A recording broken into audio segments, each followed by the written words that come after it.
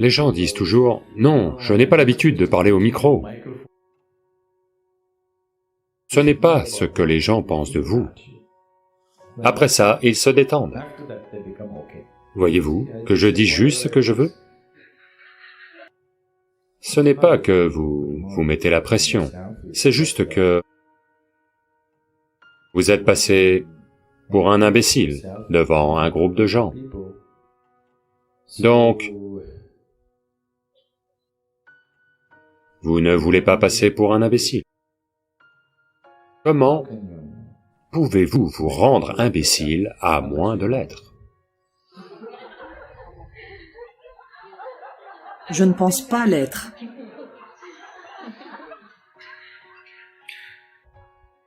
Vous ne pouvez pas vous rendre imbécile et vous ne pouvez pas non plus vous rendre intelligent, n'est-ce pas? Vous êtes comme vous êtes. Maintenant, en essayant d'être plus intelligent que vous ne l'êtes, c'est là que vous vous rendez ridicule. Vous n'êtes généralement pas si dur avec vous-même s'il n'y avait pas de public qui vous regarde. N'est-ce pas?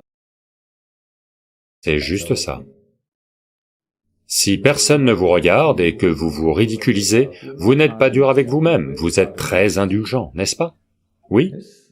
10 personnes vous regardent,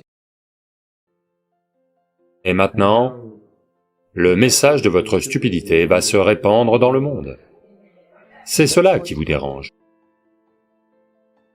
Non, c'est votre stupidité qui devrait vous déranger. Pas la diffusion de votre stupidité, c'est votre stupidité qui devrait vous déranger, c'est là que vous allez devenir spirituel. Ce n'est pas ce que les gens pensent de vous. Vous êtes bête dans tant d'aspects de la vie, c'est cela qui vous dérange, pas le fait que 10 personnes vous regardent. Quand cela a lieu, vous allez naturellement devenir spirituel. En ce moment, votre seul souci, c'est que c'est arrivé devant 10 personnes. Je pense que c'est bien, une révélation est en cours.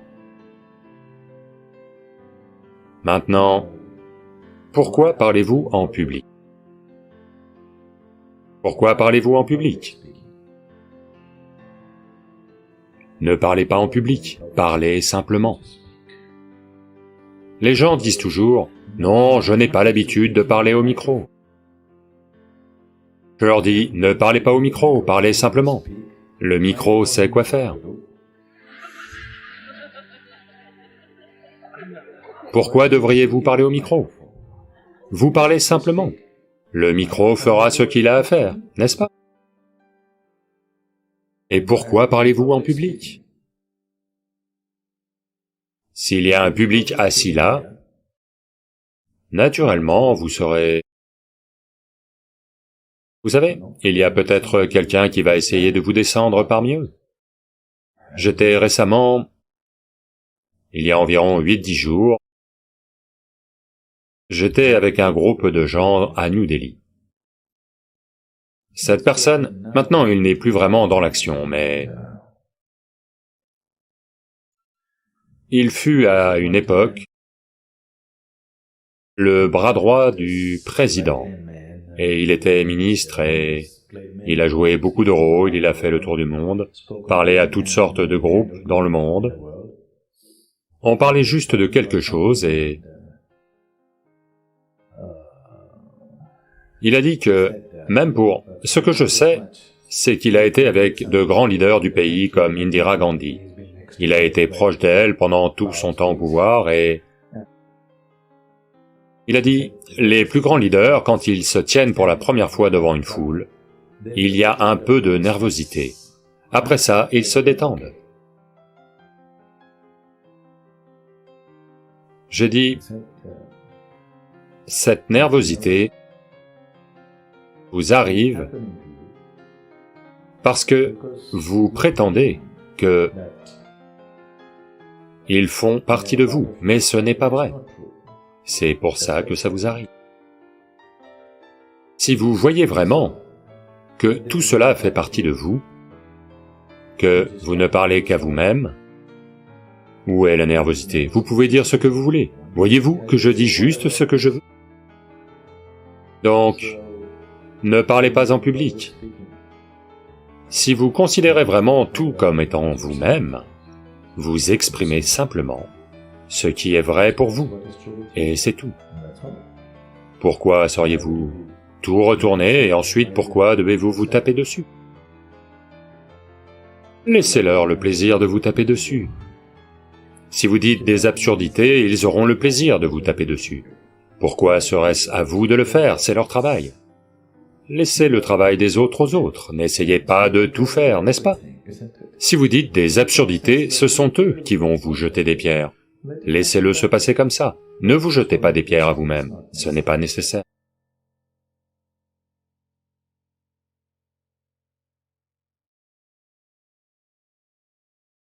Pour tout, il y a un prix. C'est ce que vous dites. Vous devez payer pour tout. C'est comme ça. En ce moment, mon pied gauche est là, mon pied droit est là. Si mon pied droit veut aller là, il doit libérer cet espace, n'est-ce pas? Oui ou non? Non, non, je veux aussi être ici, mais je veux mettre mon pied là. Est-ce possible? Non. Donc, si je le fais joyeusement, je ne pense pas que ce soit un prix. Si je le fais avec peine, chaque pas est un prix, n'est-ce pas? Voyez, en ce moment, c'est la saison des mangues. Qu'est-ce que je fiche à Toronto? 3 mois par an, en Inde, il n'y a qu'une seule religion, appelée mangue. On baigne dans les mangues. Durant la saison des mangues, qu'est-ce que je fais à Toronto? Quel prix à payer? Tout ce que vous faites volontairement, vous n'allez pas le sentir comme un prix. Tout ce que vous faites à contre-cœur est un prix, n'est-ce pas? Donc cela dépend de vous, que vous vouliez mener votre vie volontairement ou à contre-cœur. Tout ce qui vous arrive volontairement semble être le paradis. La même chose si elle vous arrive à contre-cœur semble être l'enfer, n'est-ce pas? Oui. C'est le choix que vous avez. Soit vous faites de chaque respiration, de chaque battement de cœur un processus volontaire, soit un processus à contre-cœur. Si vous le rendez à contre-cœur, tout sera souffrance. Si vous le rendez volontaire, tout est fantastique. Donc ne pensez pas au prix, il n'y a pas de prix. Il n'y a pas de temps pour payer un prix dans cette vie, parce que la vie n'est qu'un certain arrangement de temps et d'énergie. L'énergie, vous pouvez la gérer. Le temps s'écoule, n'est-ce pas? Que ça vous plaise ou que ça ne vous plaise pas, vous êtes heureux, vous êtes malheureux, vous êtes réveillé ou vous êtes endormi, il s'écoule, n'est-ce pas? Les énergies, vous pouvez les conserver, vous pouvez vous reposer, être plus actif l'instant d'après, toutes ces choses, vous pouvez les faire, vous pouvez jouer avec l'énergie. Le temps s'écoule simplement. Pas de temps pour regarder en arrière et payer le prix. Regardez devant vous et faites ce que vous pouvez faire.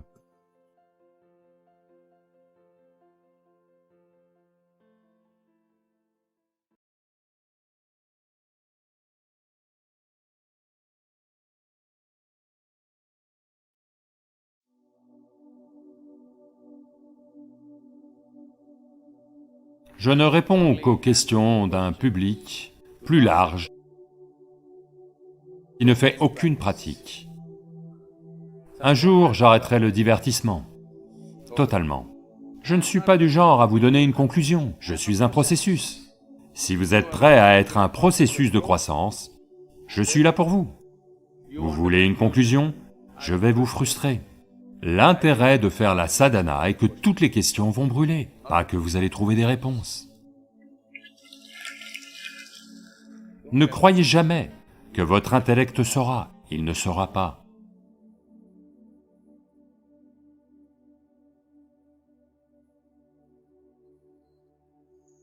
Namaskaram Sadhguru. Sadhguru, j'ai des centaines de questions. Je voudrais juste en poser une. Je voudrais savoir les pratiques que vous proposez, le Hatha Yoga, Shambhavi, Shaktisharana et le processus Samyama. Et si on pratique ça intensément, avec implication, est-ce que j'aurai des réponses à toutes mes questions?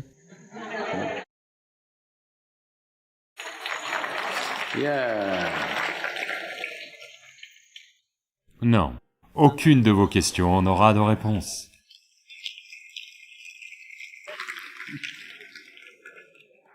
Je ne réponds qu'aux questions d'un public plus large qui ne fait aucune pratique. Ceux qui pratiquent intensément tous les jours, est-ce que j'accepte une seule de leurs questions ou réponds à une seule de leurs questions? Non, je ne le fais pas. Parce que l'idée derrière la sadhana est que toutes les questions vont brûler, pas que vous allez trouver des réponses.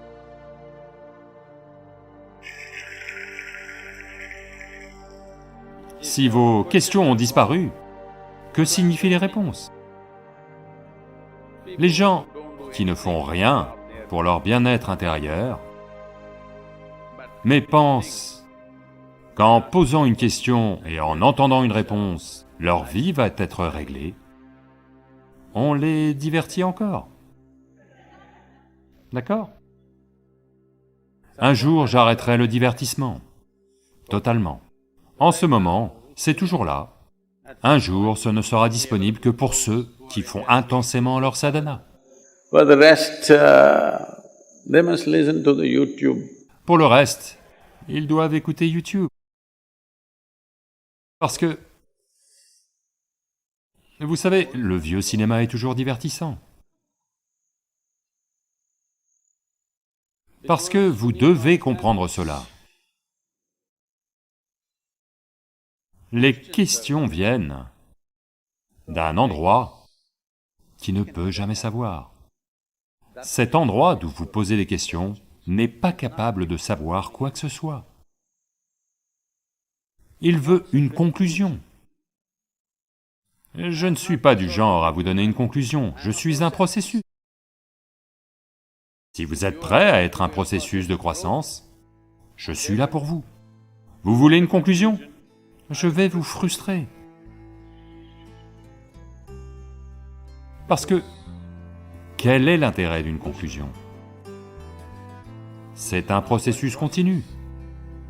Et le processus devient tellement beau et grisant que peu vous importe où est la conclusion. Alors, vous n'avez plus aucune question. Donc si je fais toute ma sadhana, vous en parlez comme s'il s'agissait d'un processus de torture.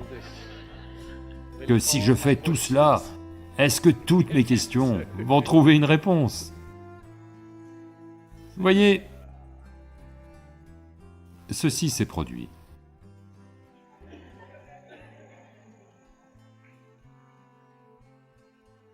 Shankaran Pillai.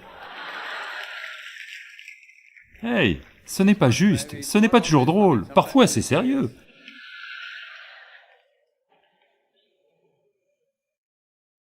Shankaran Pillai demande le divorce. Pendant le divorce, dans le formulaire rempli au tribunal, il dit « Je demande le divorce pour cause de maladie et d'épuisement. » Le juge voit ça et demande « C'est quoi cette maladie et cet épuisement ?» Alors Shankaran Pillai dit « Ça c'est le travail de mon avocat, j'ai simplement dit qu'elle me fatigue. »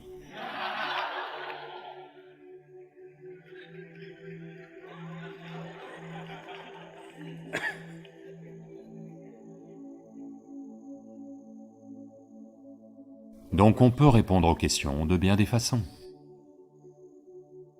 Donc, en tant que débutant, si vous avez des questions, parce que c'est ainsi que l'aspiration débute, sous forme de questions. C'est bien, on n'est pas contre les questions. Mais je veux que vous sachiez, l'endroit d'où toutes ces questions sont produites, cet endroit est incapable de savoir. C'est comme ça.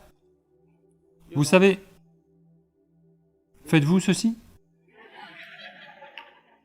Ne le faites pas. Non, vous devez le faire quelque part, au moins dans votre salle de bain, vous devez faire ça. Vous ne devriez pas le faire partout. Donc pourquoi faites-vous cela? Pour nettoyer vos narines. Donc après un certain temps, si vous demandez « Est-ce que mon doigt peut respirer ?» Il peut nettoyer le passage, mais il ne peut pas respirer. Alors ne croyez jamais que votre intellect saura. Il ne saura pas. Il pose des questions parce que c'est comme ça pour le moment, c'est bien. Rien de mal à ça.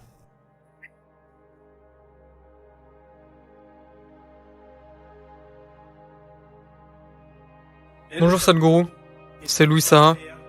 J'espère que vous allez bien. Et je vous souhaite plein de bonnes choses dans votre aventure. C'est super de voir votre détermination, alors continuez. Je vais vous poser une question simple. Comment vous arrivez à calmer? Je sais que dans certaines situations, on commence à s'énerver et on devient presque agressif. À vrai dire, les gens peuvent parfois être agressifs. Et vous devez leur dire, calme-toi. Et en fait, ça les agace encore plus. Alors comment vous faites pour vraiment les calmer? Parce que c'est une compétence très importante, je crois. De juste essayer d'avoir la bonne attitude pour vraiment revenir à une discussion ou une communication normale. Merci Sadhguru, à bientôt. Namaskaram, Sarah. J'espère que tu te souviens que je suis venu dans ton club quand tu étais à Everton. C'était il y a quelque temps. Depuis, tu as dû passer à autre chose. Je t'ai vu jouer, ça a été merveilleux de te voir jouer. Donc, il y a différentes sortes de gens. La chose la plus importante, c'est de ne pas leur permettre de décider qui nous sommes. C'est ça le plus important. Donc, c'est une chose simple. Je n'ai jamais permis à quelqu'un d'autre de décider si je peux être heureux, ou malheureux, ou calme, ou énervé, ou ce que je fais et ne fais pas.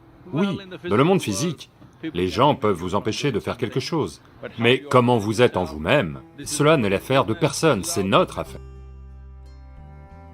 Alors, comment calmer les autres? Eh bien, tu vas être surpris si je dis ça. Si l'on est d'une certaine façon, les gens autour de nous vont naturellement se calmer. À quel point, je vais te le dire.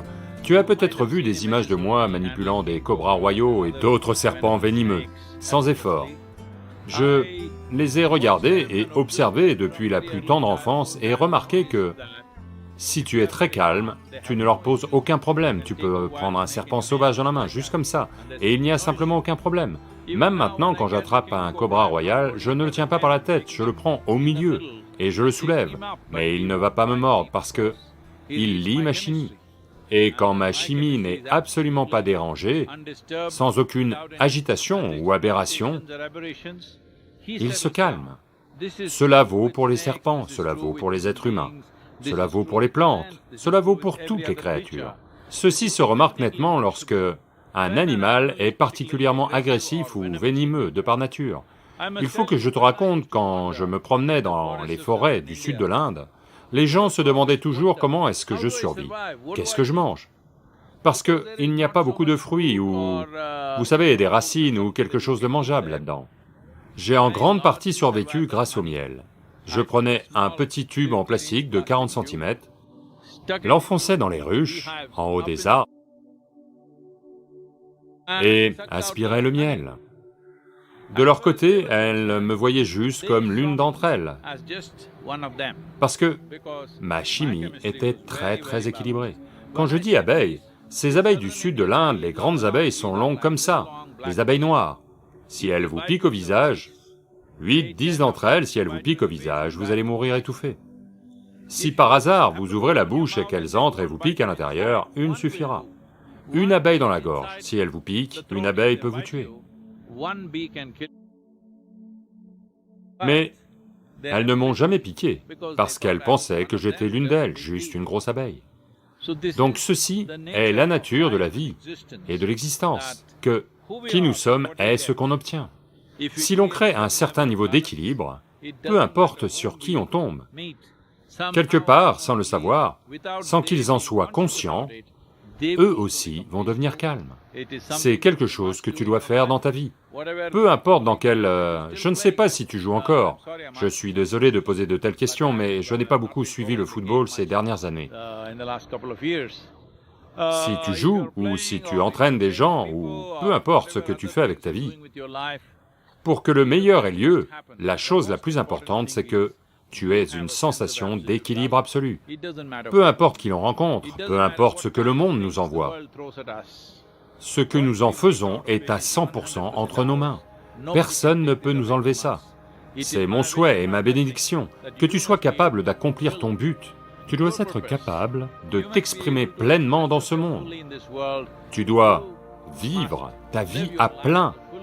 Et cela ne sera pas possible quand les actions des autres influencent notre façon d'être.